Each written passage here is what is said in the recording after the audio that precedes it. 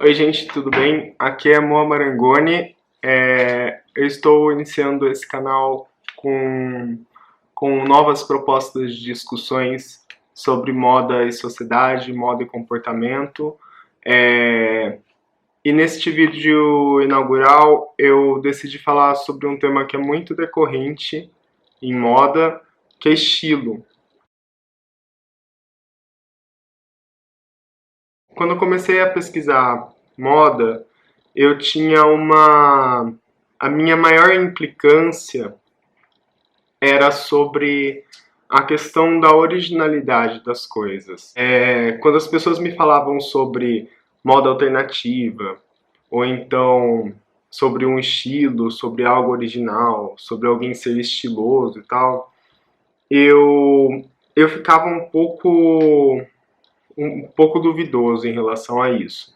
Eu vinha para passear aqui em São Paulo, ia no Baixo Augusta e eu falava, nossa, se isso é moda alternativa, né, é meio estranho, porque tá todo mundo vestido igual, todo mundo com camisa xadrez, wayfarer e calça jeans skinny. E você reconhece um texto do Machado de Assis, um da Clarice Lispector, um do Arnaldo Antunes, você reconhece isso. Então, estilo tanto nessa parte da linguística quanto em moda, em artes também, né? É meio que isso, é o que destoa, né? O significado seria esse, destoar do que da linguagem já estabelecida, já hegemônica. E eu comecei a pensar sobre a banalização do termo, né? Principalmente porque eu fui pesquisar estilo abordando moda de rua. Então a gente tem algumas colunas de revistas, de blogs e tal, que fala sobre street style. E você abre para ver as fotografias dessas colunas, nada mais são do que frequentadores das semanas de moda.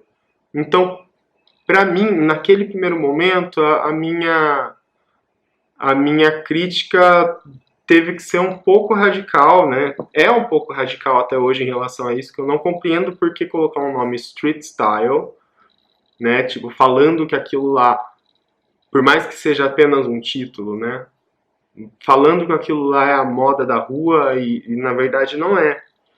E é coincidente, quando a gente fala de street style, a gente fala de tribos urbanas, a gente fala de subculturas.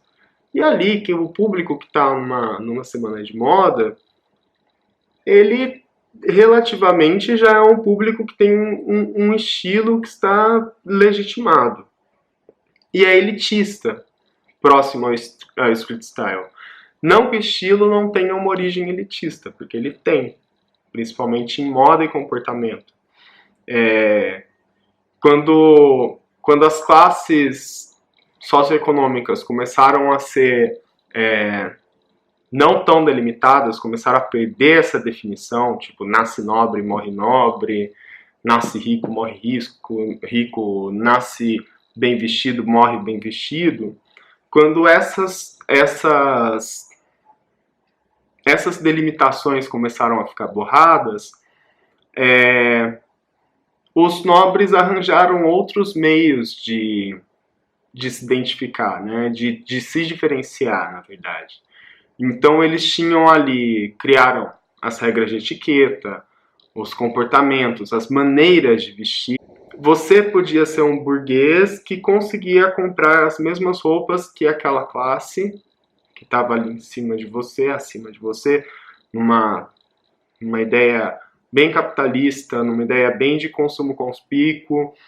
Então você queria se parecer com o nobre. Você conseguia comprar as mesmas roupas, as mesmas obras de artes, só que você não se comportava igual a eles. Então eles começaram a criar outras regras, né, para poder se diferenciar. Ou então o estilo ele tem um pouco dessa, não digo nem com uma origem, mas ele tem ali uma maneira de se delimitar que sempre foi atrelada à elegância por causa disso, porque ele tem o bem vestir. A gente tem uma definição muito mais ampla de estilo, né? A gente sabe que estilo não é vinculado apenas à classe socioeconômica, né?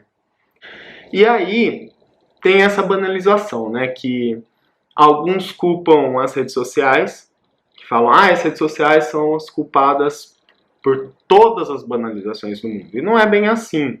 A gente tem um estado de cultura, né? Tipo, de cultura das comunicações que são divididas em eras, né? Temos aí desde da escrita nas cavernas, da imprensa, até a cultura das massas, né? Cultura de comunicação das massas, passando para a cultura de comunicação das mídias e depois a gente chega à cultura digital, que é o que a gente está vivendo hoje. E aí, para quem não tem tanto conhecimento sobre isso, tem um artigo da doutora Lúcia Santaella, que eu também vou colocar aqui para vocês darem uma olhada, que fala, ela sintetiza muito bem sobre cada era comunicacional e ela acrescenta algo que a gente tem que levar muito em consideração, né? Que o início de uma era comunicacional ao iniciar uma nova era comunicacional, não significa que é o término da outra era. Então elas estão ainda, né? Tipo, a gente tá eu falo que a gente está na cultura digital, porém os nossos comportamentos, eles são massificadores. Então a maneira da gente criar conteúdo, a maneira da gente lidar com conteúdo, né? Tipo, consumir conteúdo ainda não é uma maneira digital. A gente ainda consome como se a gente estivesse assistindo Gugu, Domingo Legal, Faustão. Então, não, nada contra, mas a gente ainda tem esse parâmetro de cultura de massas. Então, a gente ainda a gente busca falar sobre esse conteúdo, a gente consome esse conteúdo e a gente cria conteúdo de uma maneira massificadora. Quando você vê uma pessoa tipo da geração dos nossos pais, ou até um pouco mais novos, que eles vão fazer um vídeo para a internet, eles agem como se eles estivessem apresentando algo. E eu acho até fofinho isso, porque é uma maneira de lidar com a cultura digital, né, com a possibilidade de você ter tipo ali como se fosse um programa de televisão, um programa de rádio, que seja, que você viu a vida inteira, que você conviveu a vida inteira. E a cultura de massas, ela coincide com o que eu considero ser um boom dos estilos, né? Então, ela tanto foi causa quanto consequência, né? Porque a gente tinha saído ali de uma época de 2 grandes guerras mundiais e aí o que acontece? As famílias tinham que se reestruturar, a comunicação era muito mais forte porque ela teve um avanço maior e, consequentemente, os estilos também, né? As pessoas perceberam ali que elas viajaram para a guerra, então elas vão poder viajar para outras coisas também, elas vão ter acesso a outras roupas e tal. E, ao mesmo tempo, também tinha nessa segunda metade e tal, tinha muito espelhamento, porque as culturas, elas estavam, né, tipo, vendo umas às outras. Então, a gente tinha os Beatles, os Beatles e os Rolling Stones na Inglaterra. Aqui a gente tinha os Iê-Iês, a gente tinha a Jovem Guarda, que copiava um monte de música, pro bem ou pro mal, e que também copiava esse estilo. Tipo, a gente tinha o Sorro londrino em uma versão Baixo Augusta aqui. Então, que era onde esses jovens, né, no Sorro londrino, na Carnaby Street, eles se reuniam para ouvir música e comprar roupas. E aí aqui no Brasil se desenvolveu dessa forma na Rua Augusta. O meu sentido, ele ampliou um pouco, né? E aí depois, mais pra frente, eu vou explicando por quê. E aí eu também senti uma espécie de limbo, né, para abordar isso, porque nas pesquisas, na academia, eles são muito chatos de abordar um termo. Não é que eles são muito chatos, né? Eles têm as razões deles. Mas eles, quando tem um termo que ele é muito banalizado pelo mercado ou pela sociedade, quando você vai pesquisar, você tem que tomar muito, muito cuidado. Então eu quase não falo diretamente sobre estilo nos meus textos, nas coisas que eu escrevi. O termo em si, ele é muito temido. Né? Para quem pesquisa moda, ele é muito temido. Porque a gente tem revista que chama estilo, a gente tem colunas de estilo, a gente tem que falam tipo, use isso, não use aquilo, isso é o look certo, isso é o look errado. E isso daí banaliza muito, né? Tipo, pra academia é muito difícil depois você desmentir tudo que a sociedade falou. Então é muito complicado. E também é muito complicado lidar com o mercado na academia e academia no mercado.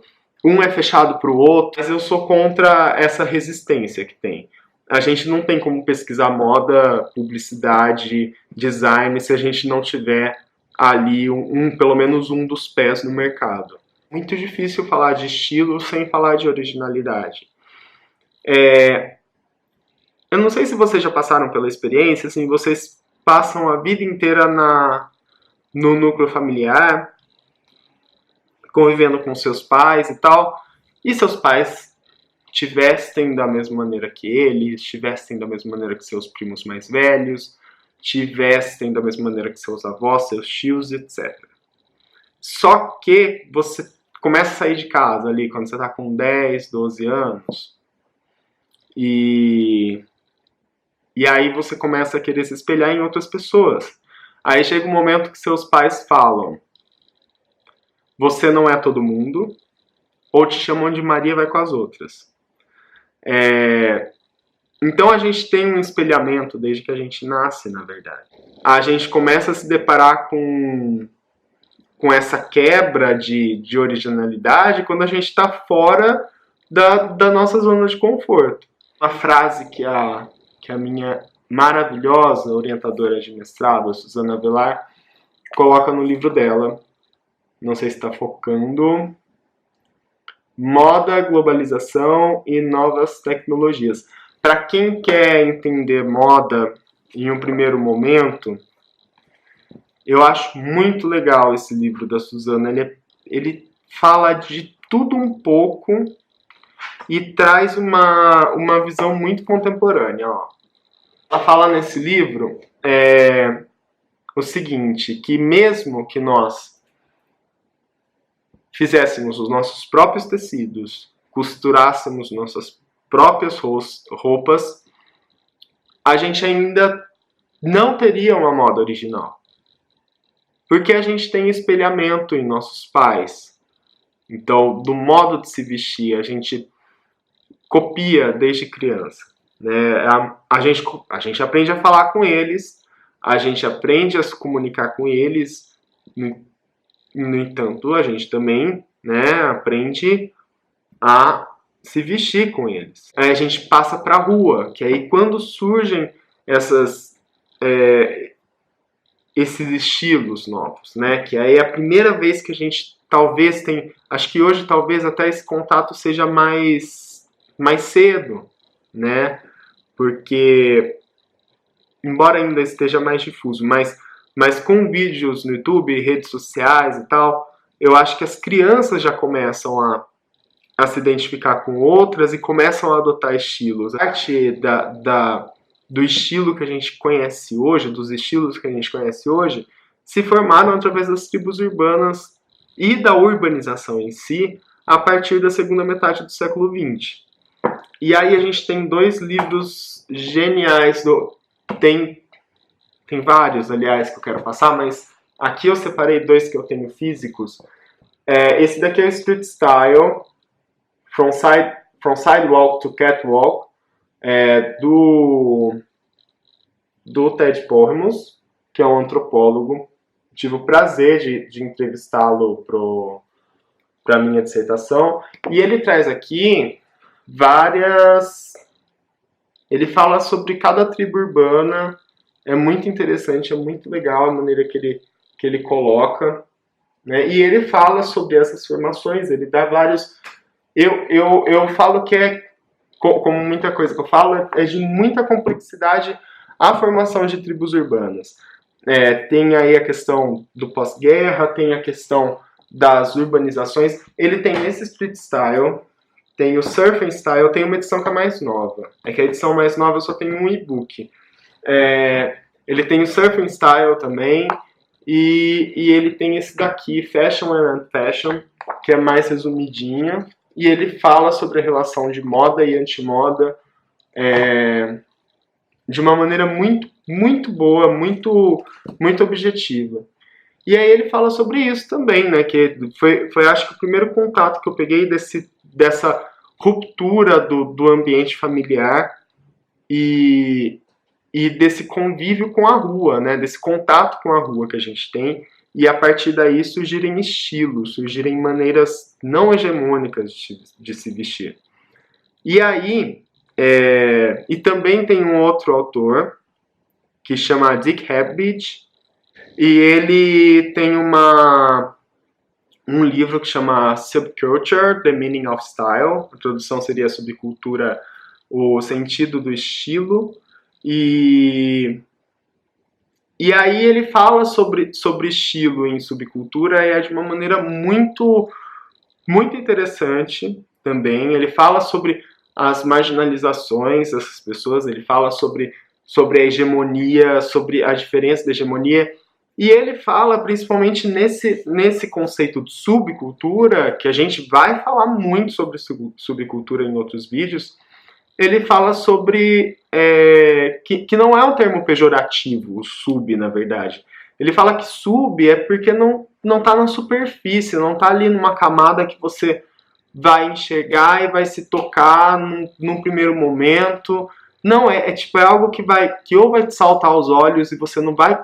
Seu cérebro não vai processar aquilo lá imediatamente, como se você tivesse visto alguém de jeans e camiseta. E é daí que vem esse lance de subcultura. E aí também, eu separei aqui um outro tópico sobre estilo e marcas, né? Porque a gente usa muito esse termo mercadologicamente em moda, né? Estilo. E o estilista, né? Tipo, será que todo designer de moda é estilista? É uma dúvida, porque o estilista, na verdade, se você for ver pelo termo, ele é alguém que propõe estilos, né? E não que já vai pegar alguma coisa que já está no mercado, nada contra, porque a nossa cadeia de moda, ela depende de pessoas que copiam ou pessoas que se inspiram demais, e é assim que se sustenta, e é assim que a gente consegue comprar as coisas, porque não tem como, né? Tipo, a gente vive muito da cópia. Mas as marcas e os estilistas, elas seguem uma necessidade de estilo, porque ela precisa se marcar, né, no tempo, e ela precisa ter a identidade dela. É um branding. Então o estilista, ele está fazendo, além do trabalho de criador, ele está fazendo um trabalho de branding. Ele está ali, tipo, manejando a marca, manejando os produtos da marca, de acordo com o estilo da marca. Então você tem ali o New Look da Dior, que surgiu numa situação elitista também, né, que na recessão da guerra as pessoas podiam comprar uma quantidade delimitada de tecido. E o New Look, ele utilizava toda essa cota de tecido mais um pouco. Aí também, voltando a falar de subculturas, né, porque que foi o meu contato, o meu maior contato com as ideias de estilo, e a gente tem essa questão do alternativo, a gente tem o Dick Hebridge, e o Porremus também fala um pouco disso, mais no Fashion and Fashion, da divisão de subculturas. Então a gente tem subculturas conservadoras e subculturas transgressoras. Então, você tem ali, por exemplo, uma família aqui em São Paulo, vamos usar de recorte, você tem ali uma família de judeus ortodoxos, né? E no mesmo bairro você encontra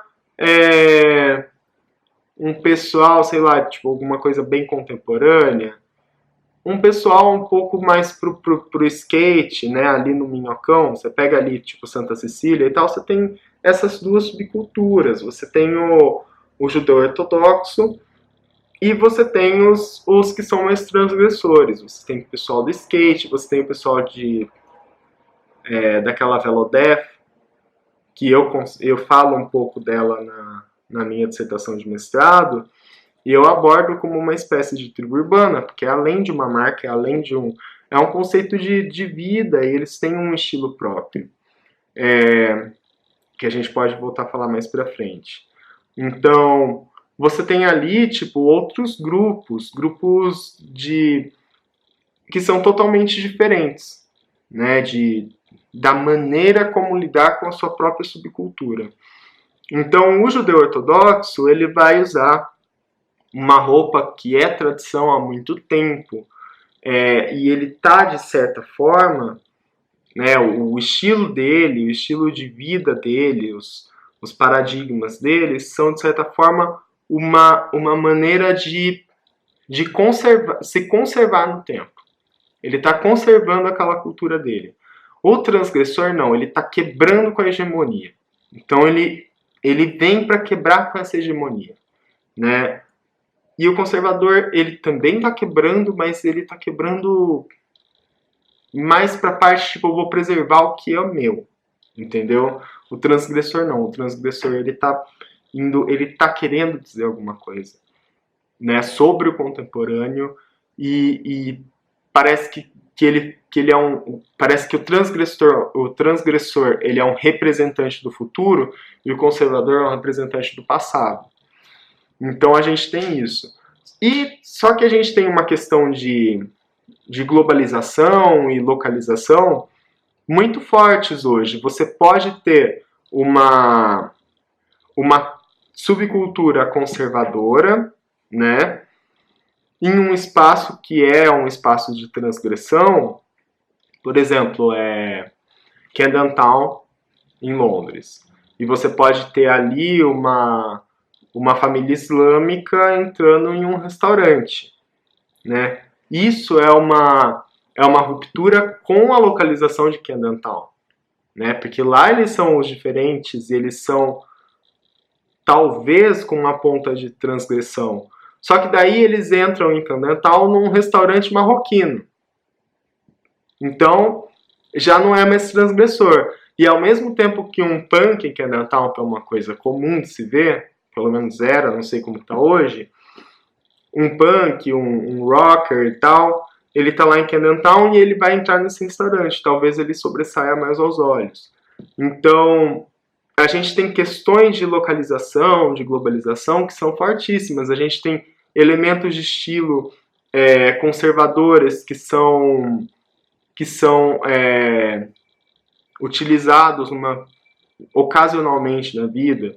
Por exemplo, tem islâmicas hoje em dia que elas só utilizam das vestes na hora de se casar. Tem evangélicos que só utilizam das vestes que há 20 anos atrás, 30 anos atrás a gente falava que era roupa de evangélico. Só utilizam desse tipo de vestes quando vão aos cultos, que era a mesma coisa também nas missas, né? Tipo, então, ou então o véu, né? Que usava muito na Igreja Católica e ainda em algumas protestantes a gente vê ainda. Então são maneiras diferentes de lidar com a própria subcultura. E essas maneiras elas podem ser divididas em conservadoras e transgressoras. Então a gente também tem estilos conservadores e estilos transgressores. O que qualifica o estilo, no caso, é ainda a quebra com a hegemonia. Então, e depende muito desse lance de localização que eu disse, de contexto, né? Então, às vezes um conservador ele pode mudar de lugar e ele não ser conservador. A gente também tem um outro termo que é utilizado pelo Massimo Canevati em um artigo que eu tenho que dar uma olhada, acho que é de 2012, mas eu também coloco aí no vídeo, que ele fala sobre o multivido, né, que nada mais é do que o Porremus também tem algumas teorias aqui no Street Style que corroboram com a ideia de multivido do Canevati, dessa ideia de que você pode adotar vários estilos de vida, né? Então, o Porremus, se eu não me engano, ele chama de Market of Tribes, que você pode, Market of Styles, que você pode adotar vários tipos de estilos em uma pessoa só. Você pode ser um surfista durante a semana, um executivo durante a semana e um surfista no fim de semana. Você pode ser uma médica durante a semana e no fim de semana você é skatista. Você pode ser um caixa de supermercado durante a semana e no fim de semana você é drag queen, você é rocker, você é punk, enfim. E você pode ser tudo isso meio que junto. Lógico que há sempre uma elasticidade. Você pode ser uma pessoa que bebe pra caramba, só que você é fitness. Só que você não consegue beber meia garrafa de gin até as 4 horas da manhã e acordar às 9 horas da manhã para correr 5 quilômetros. Eu sei por experiência própria. Então a gente tem ali uma elasticidade muito forte, só que ela ainda é limitada na maneira como a gente pode adotar esses estilos. E tem também hoje em dia, em tribos urbanas especificamente, em subculturas no geral, na verdade, né? Não só tribos urbanas, que são as fusões, né, de estilos. Então, que o Porremus fala como Gathering of Tribes, mas eu não considero só tribos urbanas, porque tem, por exemplo, os Mipsters, que são muçulmanos misturados com hipsters. Então, e existe isso. E não é uma chacota, não é artigo clickbait nem nada. Existem. Por quê? Porque eles estão se modernizando tanto quanto os outros e eles têm acesso a praticamente as mesmas coisas que a gente tem acesso hoje, né? Então, grande poder aquisitivo para poder ir no mesmo bar de lâmpada incandescente que a gente, ou melhores ainda. A gente tem os Mipsters, né, que são essa cruza de uma subcultura conservadora com uma transgressora, peronomútil. Mas é meio que isso, entendeu? Então a gente tem a ideia de estilo, ela tem esses daí, aí ela pode, esses argumentos hoje em dia no contemporâneo, e ela pode partir ou para uma cruza total de estilos, ou então ela pode partir por uma versão de estilos. É o que acontece de vez em quando, que nem nos anos 90 tiveram os casuals, agora nos anos 2010, no começo tinha aquele que eu achava patético, normcore, né, que era, vou vestir uma calça jeans, uma camiseta e vou falar que eu tô... em alguns lugares acaba virando estilo, como eu falei, né, do contexto, mas ao mesmo tempo também dá uma tristeza, sabe? Tipo, tudo bem você se sentir bem com aquilo, eu me sinto bem também. Só que, tipo, levar aquilo lá como um extremo de quebra, que as pessoas acham que estão adotando alguma coisa que está quebrando com alguma coisa, no fundo não está quebrando com nada. Né? Tipo, continua mais do mesmo. Se bem que o estilo também, né, pode passar para isso. Mas eu fico um pouco com a pulga atrás da orelha quando alguém vem com uma coisa muito, muito branda e quer marcar aquilo lá como sei lá, eu sou muito chato ainda e eu preciso desconstruir essa parte, né? E tomara que aqui eu tenha essa abertura. E aí, partindo então para uma última parte, né? para algumas coisinhas que eu vou falar.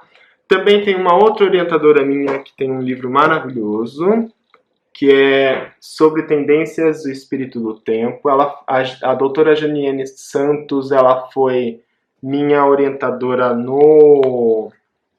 na especialização, né? Muito gente boa, e um livro também muito completo. A dissertação de doutorado dela também, pelo site da USP, também muito completa. E aí, eu coloquei aqui, a gente tem algo que fez eu quebrar um pouco com essa ideia xiita de estilo, né? E eu fiz aqui, eu redesenhei, para eu poder riscar, porque eu não risco muito meus livros, dois gráficos, né? Que ela coloca. E aí, esse daqui é do Rogers, que a Janiene cita no livro dela, e ela fala sobre cada uma dessas classes aqui de consumidores. Isso são consumidores, e essa curva ela está na adoção de uma tendência, entendeu? De uma tendência considerável, né? Que não é nem só uma modinha e nem só e não é uma coisa clássica também, né? Tipo o jeans, né? O jeans é uma coisa constante, né? Nos últimos 50 anos é assim, ó. Reto. Esse daqui não, é uma tendência comunzinha, né? Tipo, que vai aqui. Então, o que eu coloquei como estilo aqui, que talvez no popular, sejam esses dois primeiros e esses últimos aqui, né? Os laggards. Aqui são os... Aqui eu não vou conseguir ler, calma aí. São os innovators e os early adopters. Então, são dois tipos de consumidor, né? Os que criam praticamente